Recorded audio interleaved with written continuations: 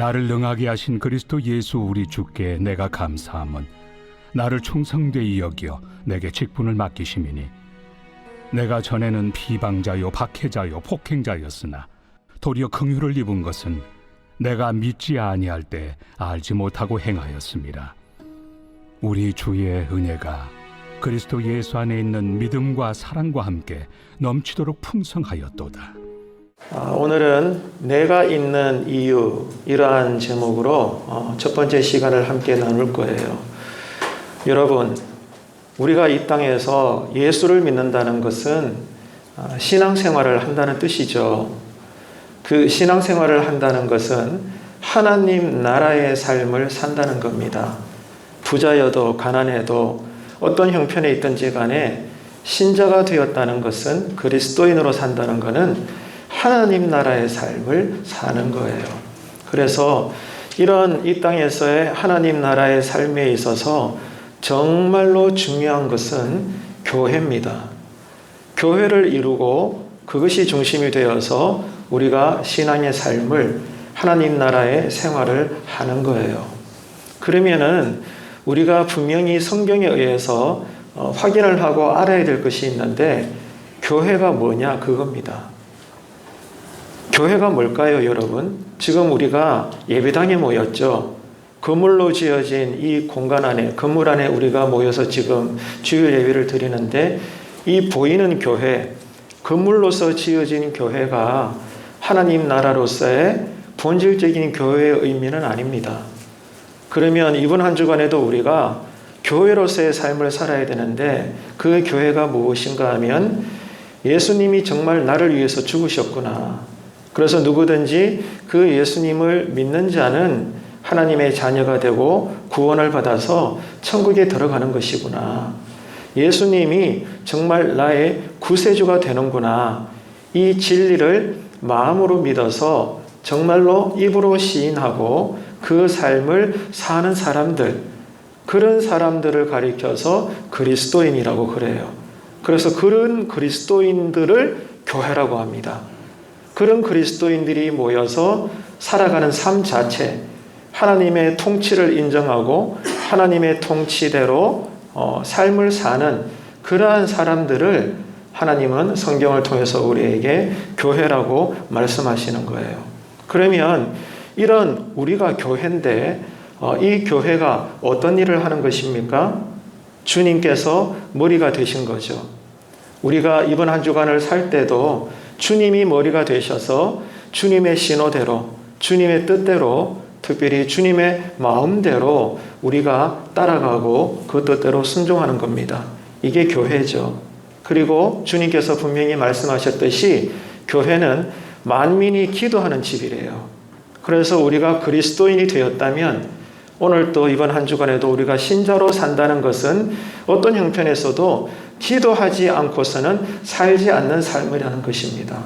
그래서 내가 아무리 예수를 믿는다, 또 옆구리에 성경책을 끼고 주일날만 되면 교회에 들락날락 해도 기도하지 않는다면 그 사람은 그리스도인이라고, 교회라고 말할 수가 없다는 거죠.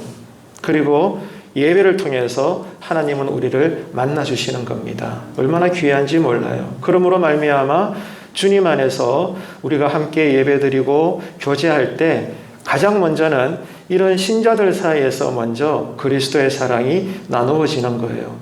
우리 안에서 은혜가 소통되어지고 내가 만난 하나님, 너가 만난 하나님, 우리가 만난 이 하나님을 확인하고 위로받고 힘을 얻고 격려를 얻는 것이 저와 여러분의 교회라는 것입니다. 그러므로 말미암아 이 감출 수 없는 하나님의 함께하심, 우리에게 주신 은혜, 이 빛을 감출 수가 없어요. 드러나게 되어 있고 뻗어가게 되어 있는 겁니다. 지역사회 사람들에게 우리를 만나주신 하나님의 사랑과 은혜를 전하게 되어 있는 겁니다. 그러면서 선한 일로 구제하고 봉사하고 이 모든 것들이 우리를 통하여 이루어지는 거죠. 바로 저와 여러분이 교회라는 것입니다. 그러므로 주님이 정말 우리의 구원자가 되신다. 가장 기쁜 소식, 이 복음을 날마다 교회된 우리가 만나는 사람들에게 이번 한 주간에도 전하면서 살게 될 텐데, 그러므로 영혼이 구원을 받게 되죠. 이 모든 것들이 하나님의 나라로서의 교회라는 것입니다. 그래서 이런 삶을 위해서, 이런 일들을 위해서 교회된 우리가 가장 먼저 반드시 해야 할 일이 뭔가 하면 성경에 기록된 대로, 성경 말씀에 기록된 이 진리를 올바르게 가르치고 이해해야 한다는 거예요. 교회는요, 우리 소견대로, 내가 나름대로 종교적 경험한 대로, 내가 맞다고 여기는 나만의 어떤 기준대로 교회를 이루는 게 아닙니다. 처음부터 끝까지 오직 성경 말씀입니다. 성경 말씀에 기록된 그 내용들, 그게 진리죠. 그래서 이 성경의 진리를 날마다 올바르게 가르치고 또 배우고 확인하고 고백하고, 이게 먼저 있어야 교회된 우리가 예배도 드릴 수 있고 교제할 수 있고 선한 일을 할 수 있고 복음도 전할 수가 있는 거예요. 그래서 주님께서도 분명히 제자들에게 가르쳐 주신 것처럼 교회는 어떻게 세워지는 건가? 돈으로 세워지는 게 아닙니다.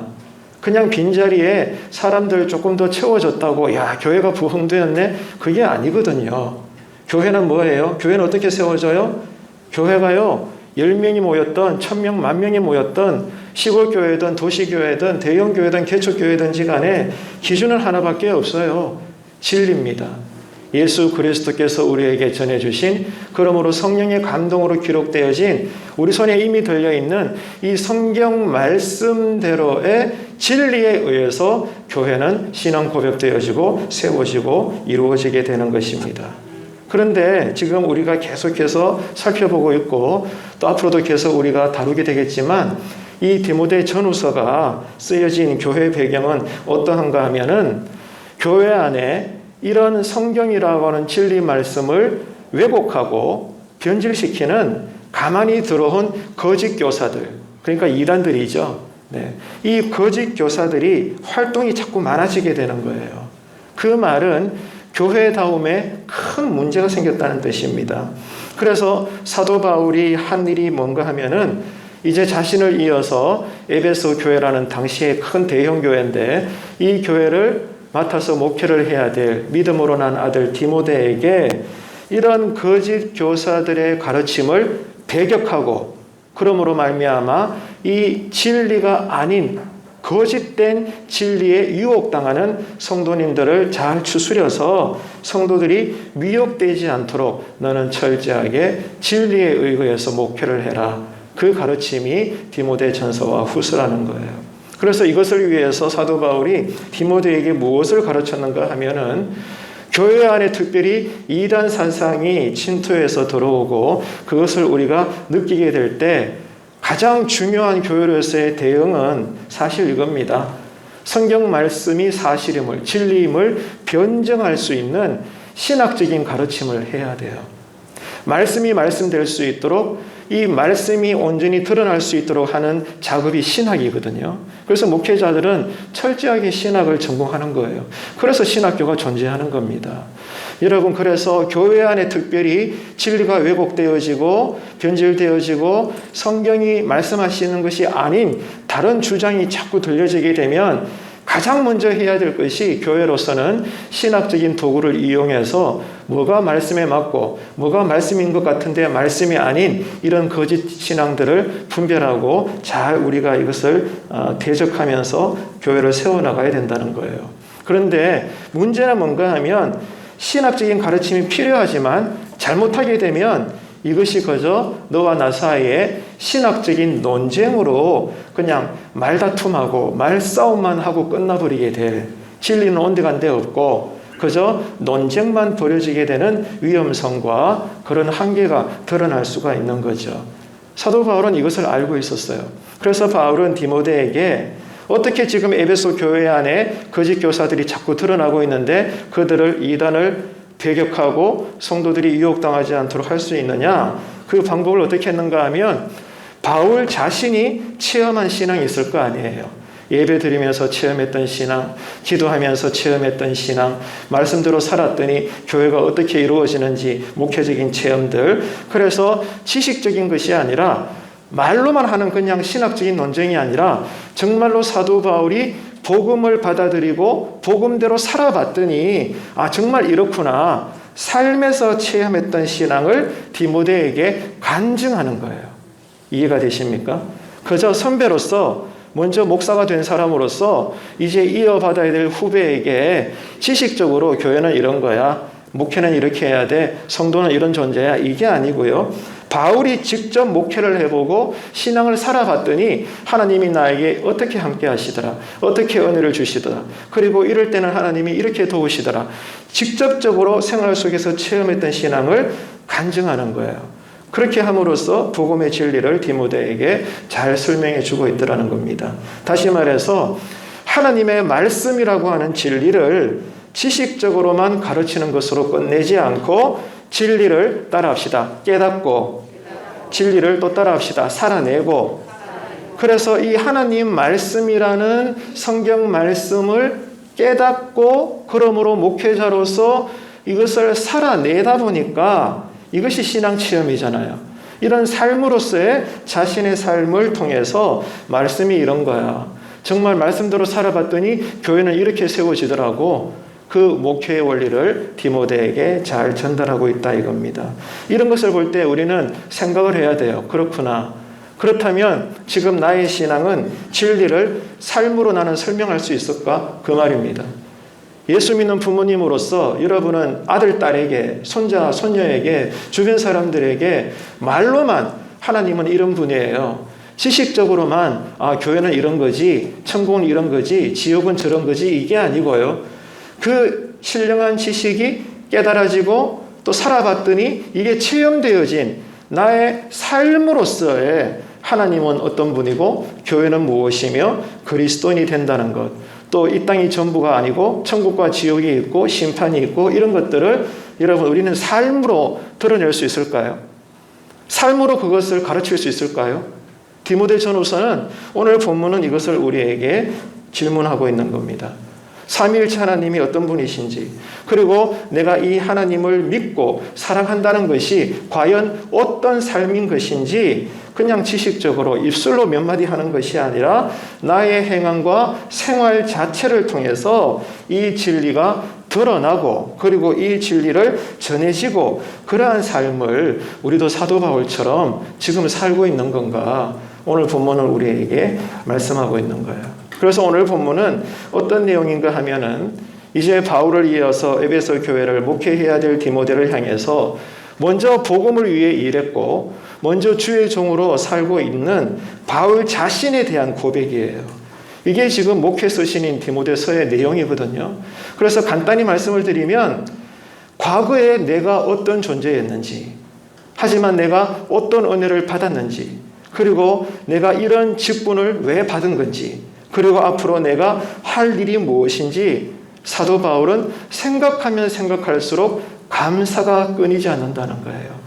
너무나 감격스럽다는 겁니다. 이게 바울의 고백이고 목회 서신이라고 불려지는 디모데전후서의 내용인 거예요. 그래서 이 사도 바울의 고백에 있어서 중요한 것은 이겁니다. 자, 이 바울의 고백이 한 사람의 한 개인의 고백으로 끝나는 것이 아니라 이 바울의 고백이 모든 주의 종들에게서 들려져야 될 고백이라는 거예요. 그리고 이번 한 주간에도 모든 그리스도인들의 삶에서 동일하게 고백되어져야 될 그 고백이라고 오늘 본문은 우리에게 외치고 있는 겁니다. 그러면 바울이 고백하고 있는 감사가 어떤 것일까요? 여러분 스스로를 한번 생각해 보세요. 우리는 흔히 언제 감사합니까? 우리는 흔히요, 하나님이 우리에게 좋은 것을 주셨을 때 감사해요. 내가 원하는 대로 기도했더니 풍요롭게 해주시고 열심히 예배 드렸더니 교회 프로그램에 열심히 참여했더니 물질도 건강도 모든 것들을 눈에 보이는 복들을 막 주시는 거예요. 그러면 여러분 우리는 한 사람도 예외가 없어요. 기꺼이 하나님께 감사합니다. 그것도 귀한 거죠. 이것도 신앙의 기본기인 중에 하나는 맞습니다. 하지만 오늘 본문의 가르침은 그게 아니에요. 바울의 감사는 이런 우리들의 감사와 많이 다르다는 것을 우리에게 가르쳐주고 있어요. 본문 12절 우리 함께 보도록 하겠습니다. 12절을 보세요. 나를 능하게 하신 그리스도 예수 우리 주께 내가 감사함은 나를 충성되이 여겨 내게 직분을 맡기심이라 이렇게 되어 있죠. 자, 주님께서 바울 자신에게 직분을 맡기셨대요. 근데 이게 뭐 어떻다는 거죠? 바울은 이게 감사하다는 겁니다. 이게 지금 성경이 우리에게 보여주고 있는 진리예요. 바울이 어디에 감사를 하고 있는가 여러분이 헤아려 보시기를 바랍니다. 내게 직분을 맡기셨다는 거예요.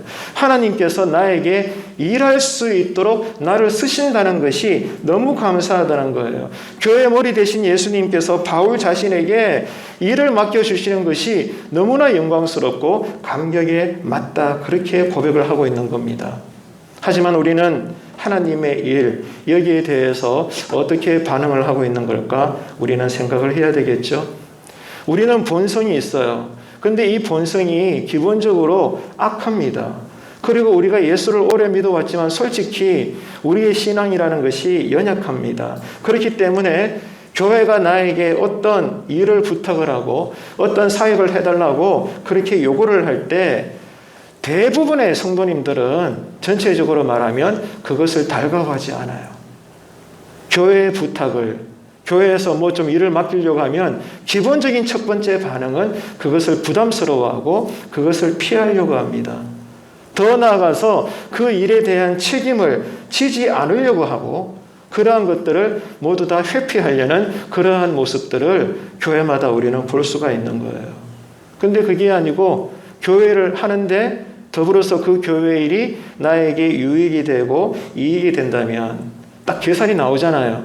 그러면은 두 팔 벌려 환영합니다. 예, 제가 하겠습니다. 다른 사람 주지 마세요. 제가 할게요. 이렇게 나오는 거예요. 상당히 이중적입니다. 그러면서도 똑같은 교회 일인데도 내가 하기 싫거나 생각지도 못했거나 딱 봤을 때 힘들거든요. 그러한 일을 교회가 부탁할 때는 하기 싫어한다는 거죠. 온갖 이유를 다 댑니다. 저도 지금까지 여러 교회를 지나오면서 목회자로서 그런 일들을 우리가 알아봤을 때 대부분 교회가 똑같더라고요. 누차 말씀을 드린 것처럼 연말이 되면 어떻습니까? 새해 일꾼들을 다시 뽑아야 되죠. 교회 일꾼들을 점검을 하고 정비를 해야 되는데 특별히 부목사는요.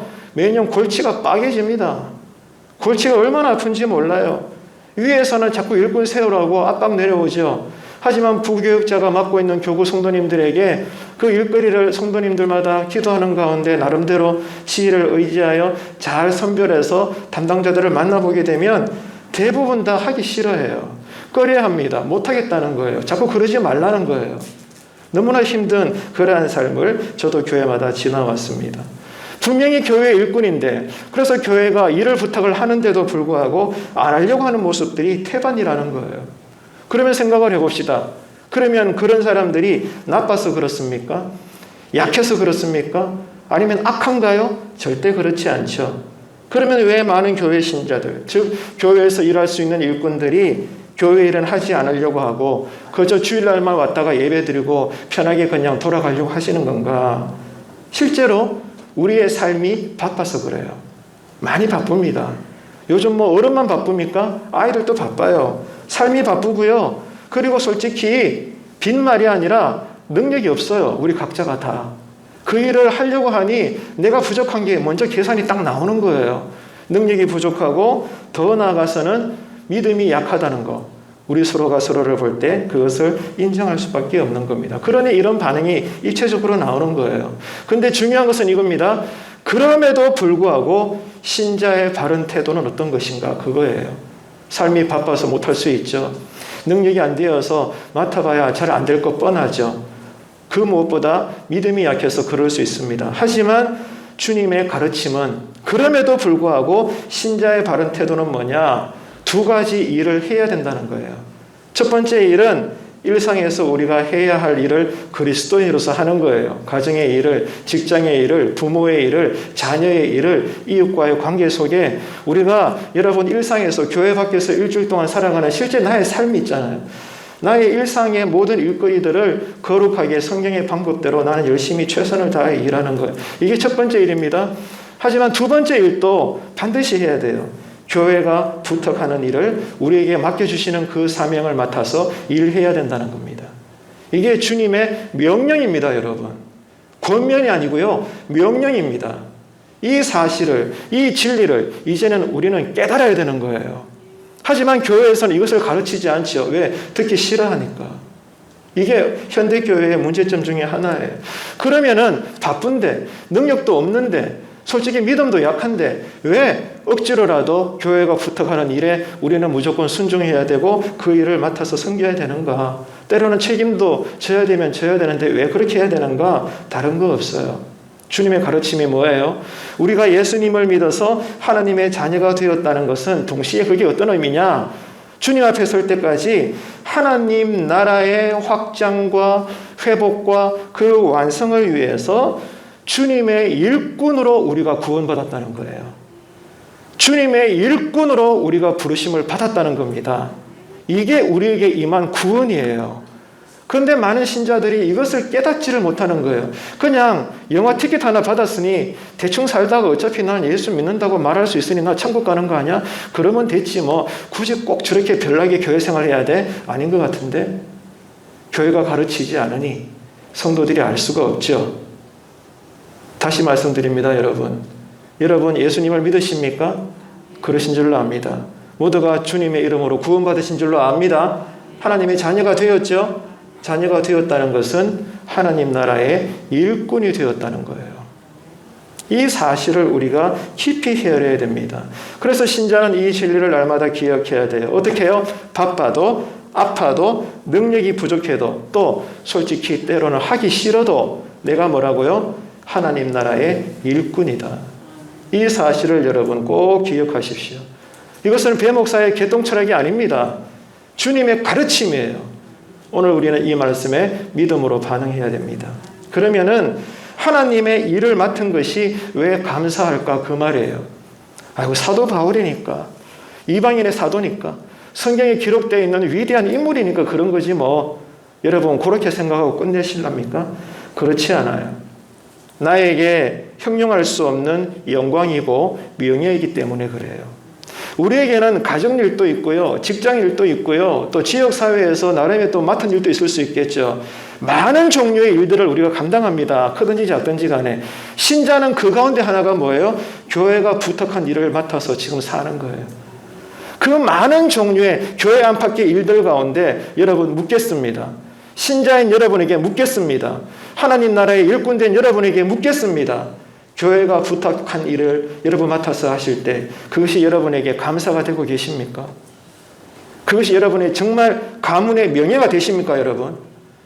그것이 여러분에게 자랑이 되고 계십니까? 디모데전후서는 우리에게 이것을 질문하고 있는 거예요. 바울은 그렇다는 거죠. 바울은 자랑할 거리가 얼마나 많았는지 몰라요.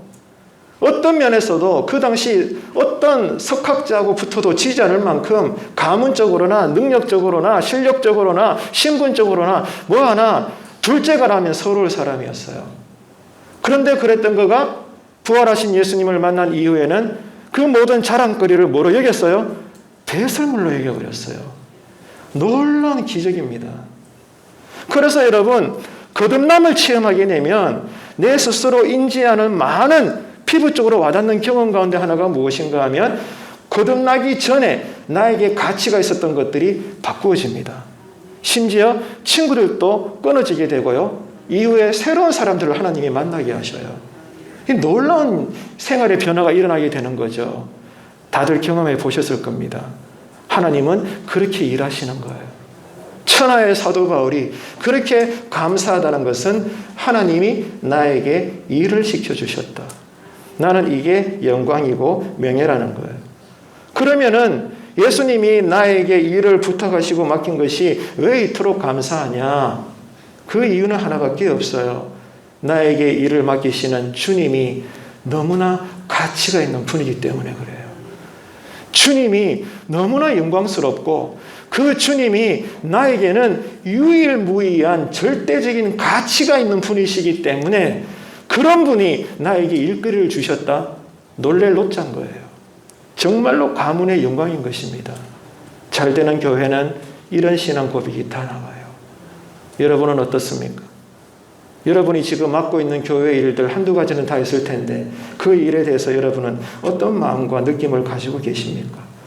하나님의 아들, 하나님 본체가 되시는 주님이 나와 함께 일 좀 하자고 동력하자고 하시는데 우리 입장에서는 이것보다 더 큰 영광이 있습니까? 곰곰이 여러분 생각해 보시기를 바랍니다. 결국 이게 무슨 말인가 하면 신앙생활의 모든 것은 믿음의 문제라는 거예요.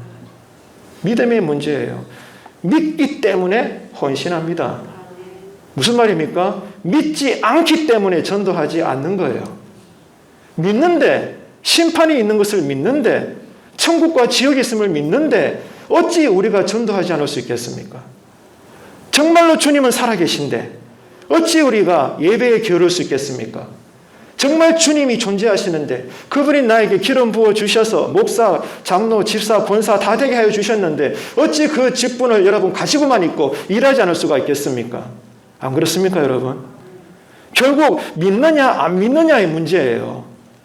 제가 목회해보니까 그렇더라고요. 아니, 이 목사라는 계급장을 떼고 봐도요. 이러한 여러분 이 껍데기를 떼고 봐도요. 신자의 한 사람으로서 봐도 여러분 믿음의 문제더라고요.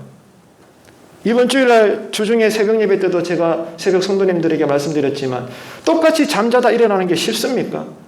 가까이 계시든 멀리 계시든 건강하든 피곤하든 몸이 무겁든지 가볍든지 간에 여러분 새벽 예배 나온다는 것이 뭐예요? 믿음 때문에 그래요. 믿음 때문에 나오는 겁니다. 내가 새벽에 제단 붙잡고 기도하면 하나님이 내 기도 들어주셔. 믿으시면 아멘 합시다. 그 믿음 때문에 나오는 거예요. 주일 성수도 마찬가지예요. 지금 직장에서 출장 가야 되고 나름의 이유가 있음에도 불구하고 그 일을 끊으면서까지 결국 그 말은 나에게 손해가 올 거란 말입니다. 그럼에도 불구하고 다른 거는 몰라도 주일 예배만큼은 나는 안 드릴 수 없어. 다 그렇게 살잖아요. 교회 재직들. 모든 주일 성도들 그렇게 안 삽니까? 지나왔던 교회마다 다 그랬죠. 우리 교회도 그래야 됩니다. 이유가 뭐예요? 믿음 때문에 그런 거예요. 주님을 사랑하기 때문입니다. 이것이 여러분 우리가 간절히 생각하면서 기도해야 될 문제라는 거예요. 믿기 때문에 신앙으로 인한 고난 속에서도 참 희한하죠. 여전히 감사하고 기뻐합니다. 믿기 때문에 하나님께서 나에게 형통의 복을 주셔도 오히려 긴장하고 조심합니다. 왜? 내 믿음이 또 게을러질까 봐. 결국 모든 게 믿음의 문제라는 거예요. 쉽게 설명을 드려볼까요? 자, 지금 한참 대선을 치르고 있죠. 자, 여러 후보 가운데 여러분이 정말로 좋아하는 후보가 있다 칩시다. 그 사람을 존경해요. 근데 놀랍게도 그 사람이 대통령이 됐네. 근데 더 신기한 것은 어느 날 기가 막히게도 그 대통령이 여러분에게 전화를 해서 아무개 씨, 나란 일이 너무 많은데 내가 대통령직으로 권한으로 부탁한다. 나란 일 가운데 요거 한두 가지만 좀 맡아도 함께 일 좀 하자. 이렇게 여러분 만약에 성사가 된다면 여러분 어떨 것 같아요? 부나 안 부나 여러분 가문의 영광이지 않겠습니까? 집안 대대로의 자랑거리지 않을까요? 누구도 예외가 없어요. 하나님 일도 이와 같다는 거예요. 내가 하나님을 어떻게 여기고 정말로 믿는다고 말하는 하나님이 나에게 어떤 존재인가, 여기에 따라서 교회 생활도 달라지고 교회가 부탁하는 일들에 대해서 나의 반응은 달라질 수밖에 없다는 거예요. 깊이 여러분 헤아려 보시기 바랍니다. 자, 그럼에도 불구하고 때로는 손해를 볼 수 있어요. 심지어 일부분 희생을 당할 수도 있습니다. 그러면서까지라도 주님께서 교회를 통해 나에게 시시때때로 부탁하는 그 사역에 대해서 알겠습니다. 부족하지만 제가 감당하겠습니다. 순종하면서 그 일에 감사하다면 다는컨대 특별한 시대가 되어서 다시 우리 시대에 순교자가 일어나는 시대가 된다면 그 사람은 주님의 이름으로 순교할 겁니다. 평상시의 행실을 보면 알 수 있죠. 지금 우리의 믿음은 어떨까? 하나님께서 나에게 일을 맡기는 게 작은 일이 아니고 때로는 버겁고 손해도 보고 희생도 당할 수 있음에도 불구하고 왜 내가 이 일이 사도 바울의 고백처럼 감사하다라고 고백될 수밖에 없는가? 주님을 사랑하기 때문입니다. 우리가 이 시간에 이번 한 주간에도 깊이 고민하면서 기도해야 될 것은 주님, 당신을 내가 사랑하기 원합니다. 그 기도예요. 거짓말이 아니고요. 지난 한 주간 저는 새벽에 기도할 때 초반부에 이 기도를 많이 합니다. 주님, 이 대목사가 주님 사랑하게 하소서. 우리가 주님을 어떻게 사랑해요? 눈에도 안 보이는데요. 하나밖에 없죠. 먼저 주님이 나를 사랑하셨음을 깨닫는 겁니다.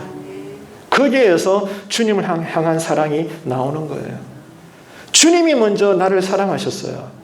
주님이 먼저 나에게 일해 주셨어요. 지금도 주님이 나를 기다려주고 계시고 나의 허물이 있을지라도 나를 용납해 주고 계셔요.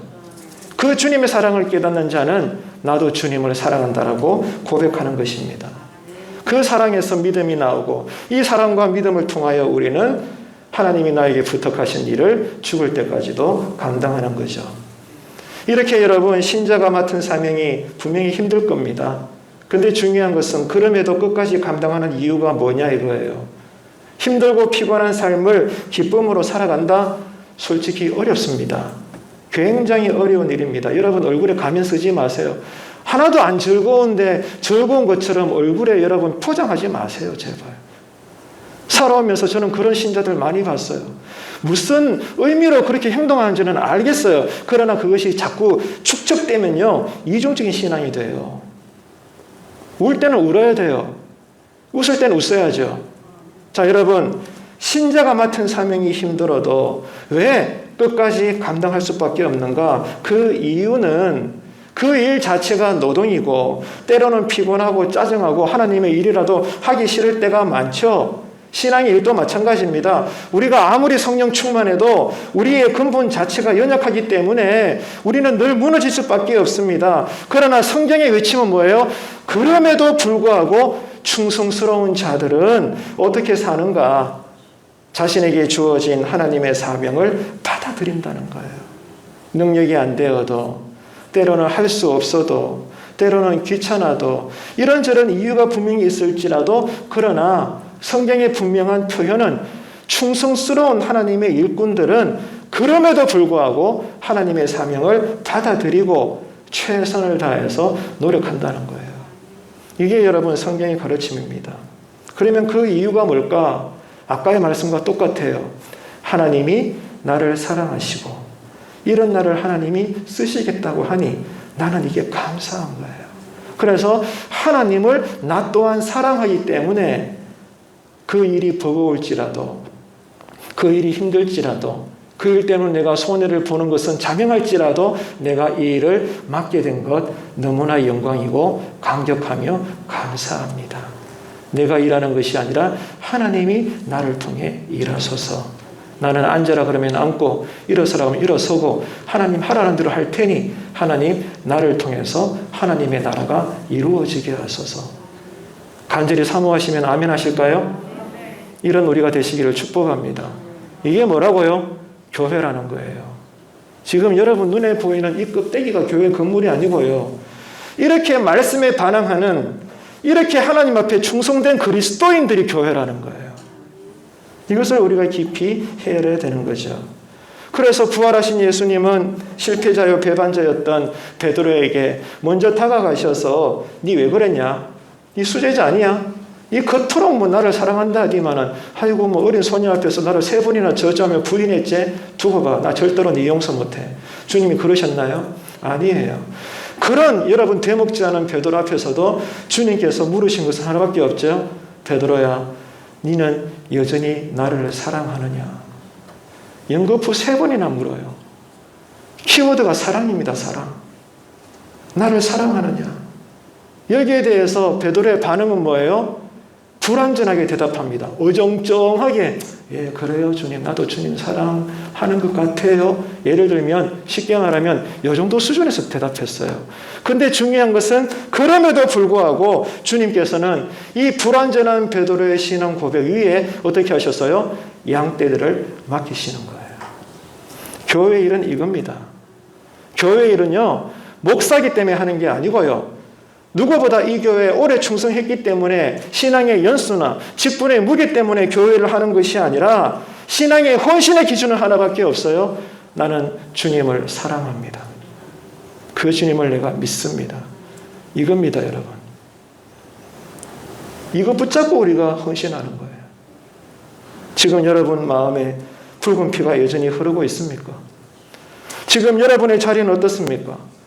대부분 직분자이시고 교회에서 많은 사역들을 다 맡고 계시는데 지금 여러분이 서 있는 자리, 여러분이 하셔야 될 교회가 부탁한 일에 대해서 감사가 있습니까? 명예로움이 있습니까? 기쁨이 있습니까? 헤아려 보시기를 바랍니다. 디모데를 향한 바울의 감사 고백을 통해서 지금 나의 믿음과 신앙이 돌아볼 수 있는 그러한 기회가 되어야 되는 거죠. 여러분, 요한계시록을 읽어보셨어요? 초반에 보면 7교회가 나오죠. 7교회는 세상의 모든 교회를 대표하는 교회거든요. 그 가운데 첫 번째로 언급된 교회가 에베소 교회예요. 에베소 교회를 향해서 교회의 머리 되신 주님께서 칭찬도 하시지만 책망도 하셔요. 첫 번째 교회로 언급된 에베소 교회가 받은 책망이 무엇인 줄 아세요? 첫사랑을 잃어버렸다는 거예요. 일은 열심히 하는 것 같은데 그 안에 사랑이 없어요. 이게 여러분 중요한 주님의 책망입니다. 저는 요한계시록에 이 에베소가 받은 책망을 읽을 때마다 나를 향한 책망이시더라고요. 여러분 어떻습니까? 모든 신앙생활 속에 그 근거가 주님을 향한 사랑이십니까? 어떻습니까, 여러분?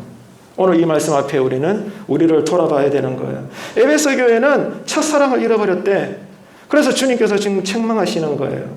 지금 여러분 마음에 십자가의 첫사랑이 여전히 흐르고 있습니까? 지금 해결해야 될 문제는 그거예요. 우리 교회에 부흥을 주십시오. 그래야 되죠. 그런데 그 부흥이 어떤 성격의 부흥인가도 우리가 배워야 되지만 가장 먼저 이 자리에 앉아있는 우리의 심령에 예수 십자가 그 붉은 보혈의 피가 강물을 이루어 바다까지 흘러가고 있는가 우리의 심령을 헤아려 봐야 되는 거예요. 우리는 죽었는데 무슨 교회가 부흥이 되겠습니까, 여러분? 지금 나의 심령에 그리스도의 보혈은 흘러가고 있는가? 이것을 우리는 고민해야 되는 거예요. 은혜가 메말라 버리지는 않았습니까? 여러분, 이것을 검증할 수 있는 기준은 오늘 본문에서는 하나밖에 없다는 거예요. 지금 내가 맡고 있는 일에 대해서 감사가 있고 나는 여전히 충성하고 있는가? 이게 기준이라는 거예요. 그래서 믿음은 눈에 보입니다. 하나님도 안 보이고 하나님을 믿는 자체는 눈에 안 보이지만 그게 눈에 보인다는 거예요. 오늘 본문은 그 보이는 증거가 뭐라는 거죠? 감사가 있나? 여전히 너는 충성하고 있나? 권사로서, 목사로서, 집사요, 장로로서 직분자답게 감사를 여기며 그 일에 충성하고 있는가? 예배에 대한 충성, 교회 모든 일에 대한 충성, 모든 선한 일에 대한 충성 있어야 될 자리에 나도 있고 모든 일들에 나는 함께하고 있는가? 그저 직분만 받아갖고 여전히 오랜 세월 동안 잠만 자고 있고 말이죠. 직분은 받았는데 여전히 주의 예배 드리는 게 다하고 우리를 돌아봐야 된다는 거예요. 오늘 말씀이 얼마나 여러분 무거운지 모릅니다. 신앙의 길은 외길입니다. 외길. 여러 길이 없어요. 그 길이 뭐예요? 오직 은혜로만 걷는 길이에요. 이게 교회가 걸어갈 길입니다. 하나님의 나라는요, 은혜를 받음으로 사명을 감당하는 생활이에요. 다른 거 말할 게 없다는 거예요. 그렇기 때문에 이번 한 주간에 우리가 회복되어야 될 것은 십자가의 그 사랑, 그 은혜를 점검하고 회복하는 것입니다. 지금 여러분에게 이런 사명으로 인한 감사와 기쁨이 있는지 확인하셔야 돼요. 그래서 우리에게 회개와 결단이 일어나게 되기를 축복합니다. 사도 바울은 직분을 맡게 된 것에 감사를 고백하고 있는데 그 첫 번째 이유가 뭔가 하면 내가 누군가 자기 자신에 대한 정확한 이해를 하고 있다는 거예요. 내가 누구였는지 정확하게 이해를 하고 있기 때문에 야, 하나님이 이런 나에게 직분을 맡기셨네. 일거리를 주셨네. 너무 기가 막히다는 거예요. 너무 감사하다는 겁니다. 옛말에 그런 말이 있죠. 소크라테스가 한 말입니다. 너 자신을 알라. 우리나라 속담에도 이런 속담이 있어요. 개구리 올챙이 시절 모른다. 다 여러분 아실 겁니다. 이처럼 여러분 사람은 똑같아요. 조금만 지나면 옛날 과거의 자신의 모습이 어떠했는지 잊어버리는 망각의 교만이 우리에게 다 있다고 합니다. 맞는 말인 것 같아요. 그런 의미에서 볼 때 사도 바울은 오늘 본문에서 가장 먼저 고백하고 있는 것은 디모데에게 고백하고 있는 것은 내가 라떼는 말이야. 내가 옛날에는 이런 존재였어 라고 고백하고 있는 거예요. 근데 정확하게 알고 있다는 거죠. 본문 13절 보겠습니다. 함께 읽습니다. 내가 전에는 비방자요, 박해자요, 폭행자였으나 도리어 긍휼을 입은 것은 내가 믿지 아니할 때에 알지 못하고 행하였습니다. 아멘. 자, 지금 바울은요, 어떤 상황이에요? 위대한 사도가 되어 있죠. 자, 지금 이 13절을 고백하는 시간대에서 바울은 위대한 사도예요. 그런데 본래는 어떤 사람이었어요? 피팍자요, 박해자요, 살인자요, 폭행자였다. 그 말입니다. 기가 막히죠.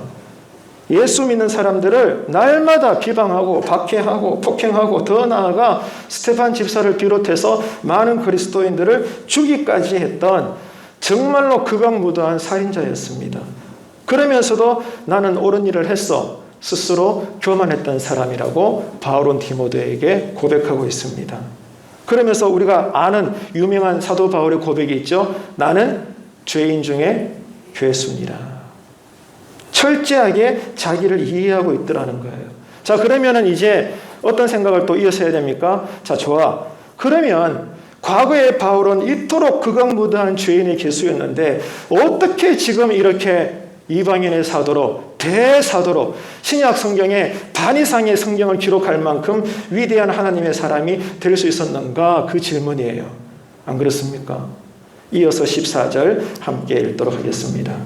우리 주의 은혜가 그리스도 예수 안에 있는 믿음과 사랑과 함께 넘치도록 풍성하였도다. 아멘. 자, 그 이유가 뭐죠? 하나님의 은혜 때문이라는 거예요. 자기 스스로 변한 게 아니고요. 여전히 위대한 사도가 될 수 있을 만큼 어떤 자격 조건이 있어서 그런 게 아니라 하나님의 은혜 때문이라는 거예요. 어떻게 예수 믿는 자를 죽이는 살인자를 도리어 예수님을 전하는 사도로 하나님이 삼으실 수 있는가? 도저히 이거는 이해할 수 없어요. 그리고 청량할 수 없습니다. 하나님의 은혜 때문이라는 거예요. 우리로서는 절대로 사도 바울을 쓸 수 없죠. 여러분 안 그렇습니까? 우리가 하나님이라면 여러분 이런 극악무도한 사람을 하나님 자신을 핍박했던 이 사람을 어떻게 하나님 편의 사람으로 쓸 수 있겠어요? 말이 안 되는 거죠. 그런데 하나님은 그렇게 하시는 분이에요. 왜? 은혜로우신 사랑의 하나님이시니까.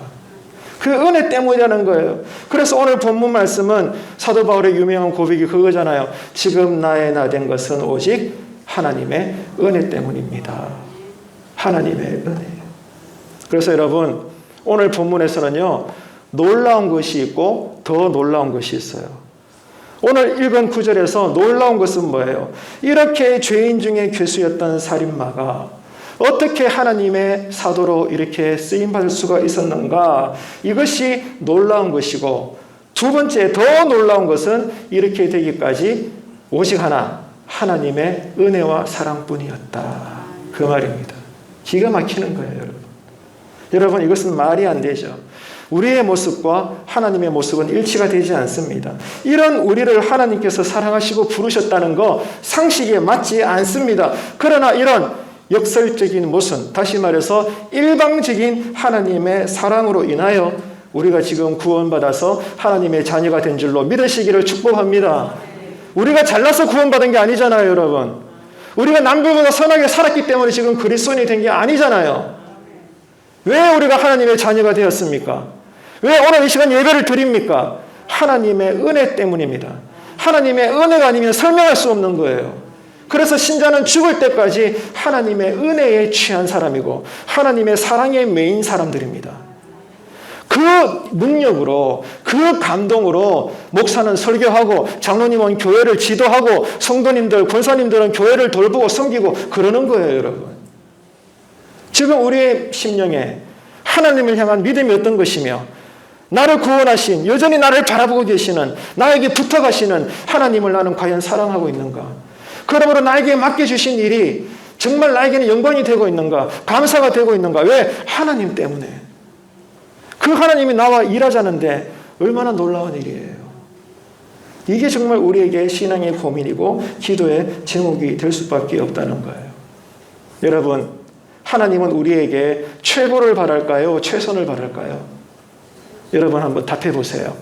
하나님은 우리에게 최고를 바랄까요? 최선을 바랄까요? 최선을 바라죠. 하나님은 우리의 아버지가 되시기 때문에 자녀된 우리에게 최고를 바라지 않아요. 왜 그렇습니까? 이미 하나님은 스스로 최고이시기 때문입니다. 하나님이 최고예요. 대신 아무리 우리가 못났어도 우리가 최선을 다할 때 하나님은 최고의 기쁨을 누리신다는 거예요. 이게 성경의 가르침입니다. 14절 우리 다시 한번 보겠습니다. 함께 읽습니다. 우리 주의 은혜가 그리스도 예수 안에 있는 믿음과 사랑과 함께 넘치도록 풍성하였도다. 아멘. 나의 최선으로 주님의 길을 따라갈 때 14절에 보니까 어떻게 하신다고요? 믿음도 주고 사랑도 넘치도록 부어주신다는 거예요. 이 하나님과 이번 한 주간 동행하시기를 축복합니다. 그렇기 때문에 여러분 피곤하고 짜증난다고 해서 하나님의 일을 소홀히 해서는 안 된다는 거예요. 내 신앙이 다운될 때마다 적시로 확인하고 고백해야 됩니다. 성우야, 여러분의 이름을 불러보세요. 아무개야, 너는 그런 상황 속에서도 주님을 사랑하느냐? 여러분 스스로에게 물어보라는 거예요. 왜 여러분 끝까지 일을 감당합니까? 손해보고 희생을 당하면서도 왜 주의 일을 열심히 감당합니까? 주님을 사랑하기 때문에 그런 거예요. 믿지 않으니까, 사랑하지 않으니까 우리는 하지 않는 것입니다. 그래서 누가복음 10장 27절 우리 한번 보시기 바랍니다. 대답하여 이르되 내 마음을 다하며 목숨을 다하며 힘을 다하며 뜻을 다하여 주 너의 하나님을 사랑하고 또한 내 이웃을 내 자신같이 사랑하라 하였나이다. 아멘. 한번 따라합시다. 목숨을 다하고 힘을 다하고 뜻을 다하여. 아멘이십니까? 하나님이 여러분에게 맡겨주신 일에 최선을 다하십시오. 그게 뭐요? 믿음입니다. 그게 우리가 하나님을 사랑하는 증거입니다. 오늘 말씀은 여기까지 하겠는데 정리합시다. 주님이 이 땅에 교회를 세우신 이유는 모든 인류에게 진짜 자유를 주시기 위함입니다. 그러려고 교회를 세웠죠. 자, 그러면 생각해 봐야 돼요. 그 자유가 뭐냐 이거예요. 주님이 우리에게 자유를 주시려고, 그죠? 우리에게 여러분 교회를 세워주셨는데 그 풍성한 자유가 뭐냐? 내가 원하는 대로 삶이 풍요로워지고 인생에 대박나고 그러므로 경제적인 자유를 누리는 게 아닙니다. 그런 자유가 아니에요. 그럼 뭐예요? 하나님 나라로서 누리게 되는 영생과 관련된 자유예요. 이 땅과 관련된 자유가 아니고요. 그것도 포함은 될 수 있으나 궁극적으로는 저 천국에 다다르는 영생으로 인한 자유라는 거예요. 이 자유를 누리라고 하나님은 우리가 교회되게 해주신 거예요. 그래서 성경은 이 자유를 뭐라고 이야기해요? 진리를 알므로써의 자유인 거예요. 무언가 노력해서 쟁취한 자유가 아니라 진리를 아는 것이 자유라는 거예요. 그러려고 우리가 교회되었다 이겁니다. 그래서 그 유명한 구절인데 요한복음 8장 32절 우리 함께 읽습니다. 진리를 알지니 진리가 너희를 자유롭게 하리라. 믿으시면 아멘 합시다. 진리에서 나오는 자유가 뭘까요? 많이 설명해야 되지만 하나만 이야기할게요. 하나님으로 인하여 자족하는 거예요. 예수 잘 믿어도 여전히 가난해도 자족하고, 열심히 기도하지만 내 뜻대로 안 되어도 자족하고, 나를 부유케 하셔도, 나를 궁하게 하셔도 사도 바울의 고백은 뭐예요? 나는 일체의 자족함을 배웠노라. 이 자족할 수 있는 비결을 배웠대. 이게 자유인인 거예요. 복 주시면 기뻐하고 환난 주시면 슬퍼하고, 그건 자유가 아니죠. 복 주셔도 감사, 환난을 조금 긁게 하셔도 하나님 뜻이 있을 것이니 결국 이기게 하실 것이니 감사, 이래도 감사 저래도 감사. 그러니 세상이 신자를 이길 수가 없는 거예요. 교회는 처음부터 끝까지 이 진리 위에 세워져야 합니다. 그래서 바울은 디모데에게 에베소 교회 안에 이렇게 거짓 교사들의 가르침을 반박하고 성도들이 미혹받지 않도록 지식을 말하기 전에 바울이 경험했던 신앙의 체험을, 삶으로 경험했던 체험을 디모데에게 간증하고 있다는 거예요. 그 한마디 사도 바울의 간증은 하나입니다. 오직 하나님의 은혜였노라. 하나님의 은혜로 내가 직분도 받았고 앞으로 해야 할 일도 있는 거다. 여기에 감사해서 디모데에게 믿음을 전수하고 있습니다. 자, 마지막 한 구절만 더 확인하겠습니다. 누가복음 23장 28절 우리 함께 읽습니다. 예수께서 돌이켜 그들을 향하여 이르시되 예루살렘의 딸들아 나를 위하여 울지 말고 너희와 너희 자녀를 위하여 울라. 아멘. 누구를 위하여 울라고요? 나 자신을 위해서. 누구보다 사랑하는 나 자신과 내 가족을 위해서 울으라는 거예요. 여러분, 마치겠습니다. 지금 우리는 종말의 시대에 삽니다. 이 예배 끝자락에 주님 재림하셔도 전혀 이상하지 않을 종말의 끝에 지금 우리는 살고 있습니다. 언제라도 주님 오실 수 있습니다. 여러분, 우리가 할 일은 뭐예요? 회개하는 것입니다. 결단하는 것입니다. 나와 내 자녀를 위하여 애통하시는 은혜가 있게 되기를 축복합니다. 그때 주님이 뭐라 말씀하셨어요? 애통하는 자는 복이 있나니 저희가 위로를 받을 것이며. 하나님이 위로해 주시면 끝난 겁니다, 여러분. 그 은혜가 이번 한 주간에 우리에게 있게 되기를 바랍니다. 주님의 이름으로 축원합니다.